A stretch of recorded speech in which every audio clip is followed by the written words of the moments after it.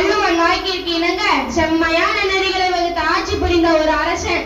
இயற்றலும் ஈட்டலும் காத்தலும் காத்த வகுத்தலும் அல்லதரசு எனும் சான்றாக வாழ்ந்து காட்டிய மாமன்னன் கருப்பு காந்தி, படிக்காத மேதை ஏழை பங்காளர் என்றெல்லாம் புகழப்படுகின்ற காமராஜரை பற்றி தான் நான் இங்கு பேச வந்துள்ளேன்.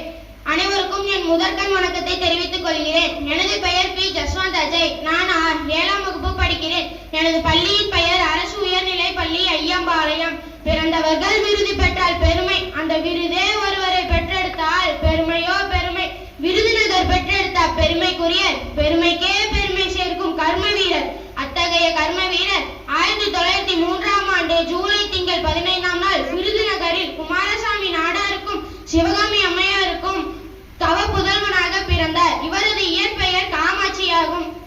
இவரது தாயார் செல்லமாக ராஜா ராஜா என்று அழைப்பார். அது காலப்போக்கில் காமராஜர் என்று மாறியது. அவர் ஏடெடுத்தும் படித்ததில்லை. ஆனால் நாட்டில் உள்ள ஏரி குளங்கள் நன்கு அறிவார். 6ஆம் வகுப்போடும் தான் அவர் நின்றிட்டார். 6ஆம் நதிகளில் அணை போட்டு சென்றிட்டார். அவர் அணை போட்ட ஆறு ஆறாகும். கேளை, மணிமுத்தாறு, மதுரையில் வைகை, அணிதரும் கீழ்பவானி, அழகூட்டும் சாத்தூர். முற்கால தமிழகத்தின் மூவேந்தர் ஆட்சியை தான் பிற்கால தமிழகத்தின் ஆட்சி என்றே புகழ்ந்துரைத்தார். அக்கால ஆட்சியை போல் ஆண்டவர் தான் நம் ராசர், இன்று நாம் போற்றும் காமராசர். விவசாயம், தொழில்துறை, விரைந்து கல்வியில் எவராலும் செய்ய முடியாததை இந்தியாவில் செய்தார். கிராமங்கள் தோறும் கல்வி கூடங்கள், ஆராய்ந்தே மதிய உணவு திட்டம், குப்பனும் சுப்பனும் கல்வி கற்றிட எப்படி முடிந்தது? இவரால் தானே. அரசியல் பீஸ்மரன அனைவராலும் போற்றப்பட்டார். திருமணம் செய்திட இவர் மனம் விரும்பவில்லை. கேப்ளான் என சொல்லும் காமராஜர் திட்டம் மூத்த தலைவர்கள் முறையாக இளையோருக்கு வழிவிட வேண்டும், வழிகாட்டும் திட்டம், வாய்ப்பளிக்கும் திட்டம்.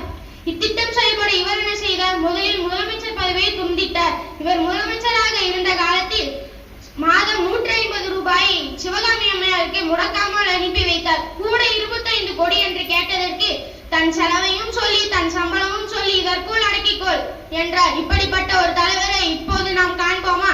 நீண்ட கைகள் உண்டு, ஆனால் நீட்டியதில்லை எவரிடத்தும்.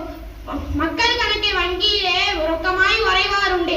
இவர் கணக்கு புத்தகத்தை கண்ணுற்ற போதே கணக்காயிருந்ததுவாம் 106 ரூபாய். விமர்சிக்கும் எவரையும் இருப்போடே நோக்குவார். அவருக்கு அவ்வளவே அறிவென்று இருந்திடுவார்.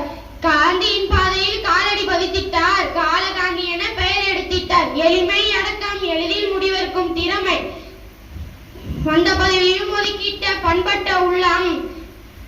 காமராஜரை எண்ணி தொழுவோம், ஏற்றம் பெறுவோம். சுட்டாலும் சங்கு வெண்மை தரும், சபித்தாலும் வானம் மழை கொடுக்கும்.